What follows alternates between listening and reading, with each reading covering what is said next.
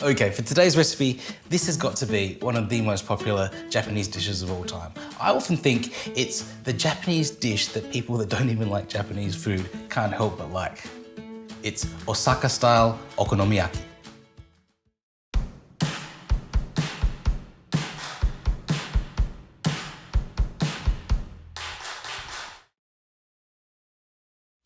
The name okonomiyaki literally means okonomi, the things that you like, yaki, grilled or fried. So this dish is the things that you like grilled or fried. There is no way that you can't not like this. When you're making okonomiyaki, there's two different types of okonomiyaki. There's the Hiroshima style, which has noodles and a kind of crepe-like batter, but this is the most popular by far. This is Osaka style. And it's kind of sometimes called a Japanese pancake. I don't really think it's much like a pancake at all. It's a little bit like a Japanese rosti or even a Japanese pizza, but this is how you do it. You've got three different components, I guess, for the okonomiyaki. You've got the batter ingredients, then you've got the okonomi, the things that you like, the toppings or the fillings that go into it. Then you've got the things that go on top of it, kind of the sauces and the things that you scatter over your okonomiyaki. Let's start with the batter first. These are my ingredients for the batter. I've got some dashi, and you can use any kind of stock. Dashi is made from kombu and dried bonito flake katsuobushi, but you can use chicken stock. You can use water if you wanted to. I've got some plain flour, corn flour. This is beni shoga, red pickled ginger, tenkasu. They look a little bit like rice bubbles, but these are the batter bits from tempura after it's been fried. So all of the bits of tempura batter that come to the top as you fry your tempura, you skim those off and you keep those. You can even buy tenkasu from Japanese supermarket. A couple of eggs as well, and of course cabbage, which is the base of everything. In Japanese okonomiyaki, it often uses yamim or ground mountain potato, and that gives it a slightly fluffier texture. But I'm using corn flour here to try and give it a little bit of fluff, but I quite like my okonomiyaki quite dense as well. Let's put this together. In with the flours, kind of make a well in the center, and start to crack in the eggs. Now there is a very simple batter, and you can leave a bunch of lumps in there. That doesn't matter at all. Once you get the cabbage and all of these toppings in there, the lumps will take care of themselves.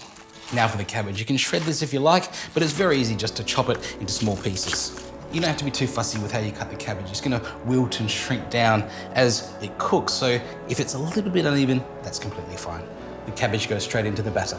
Now in with the pickled ginger and these batter bits as well, tenkasu. The cabbage is all nicely coated in the batter, and that is our base for our okonomiyaki.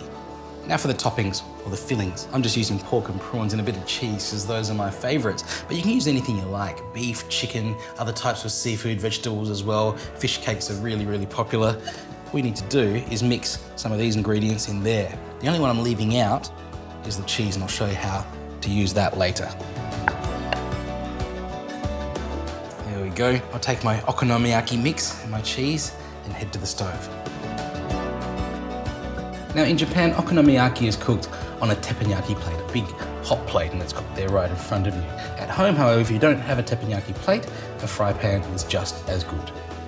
If I'm cooking for my family, I might heat 2 or 3 fry pans so I can have a few different okonomiyaki on the go. Just put this over low to medium heat and put in about half an okonomiyaki's worth of batter. Sprinkle the cheese on top and then the rest of the batter over the top of the cheese. That just stops the cheese from being in direct contact with the frying pan, which might make it burn. Now, a really important part, you don't want to push this down right now. If you push it down, it's gonna create too dense of a cake. You actually want a bit of steam coming up through the okonomiyaki so that it cooks all the way through before you flip it. One of the nice things about doing it in a frying pan means you actually speed up this process a little bit with a lid. Now about 6 or 7 minutes like that, then we can flip it over.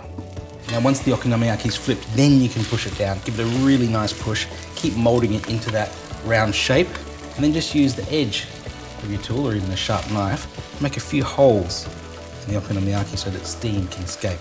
Another 6 or 7 minutes like that, and it's ready to come out. So that is your okonomiyaki. It doesn't really look like it now, does it? Well, that's because we've just got to finish it off with our toppings. We've got Okonomiyaki sauce. You can buy this from any Asian grocers. But I've actually got friends who have used just their favorite barbecue sauce instead. It's quite similar to that. It's kind of a mixture of Worcestershire sauce and tomato ketchup and a few other things, mustard. But Okonomiyaki sauce is definitely the way to go. Otofuku is the most famous brand, so get that if you can. And of course, Japanese mayonnaise. Now, if you ever wonder why Japanese mayonnaise comes in these soft plastic bottles, it's so that when you've got the mayonnaise at the end and you want to get it to the top, you just hold it like that and shake it. All the mayonnaise goes to the end there. But actually, I'm going to use this one because this has the same mayonnaise inside it, but it's just got some small holes in the top here that are going to create a nice pattern on the top of my okonomiyaki. And there's this, the aonori. This is just a green dried seaweed, and katsuobushi, the bonito flakes. Now, sometimes you see bonito flakes in this small packet, and that's totally fine for okonomiyaki, but I quite like these larger ones because while the okonomiyaki is still hot, when you scatter them on top, they kind of dance. The okonomiyaki sauce first, the otofuku sauce, you really want to be generous with this. And now for my mayonnaise. Now, if you want to know how they create those nice patterns on top of okonomiyaki, all you need is one of these. Just a chopstick, you just draw that through the top of your okonomiyaki, back and forth, on with the aonori, and then these dancing bonito flakes. Osaka style okonomiyaki.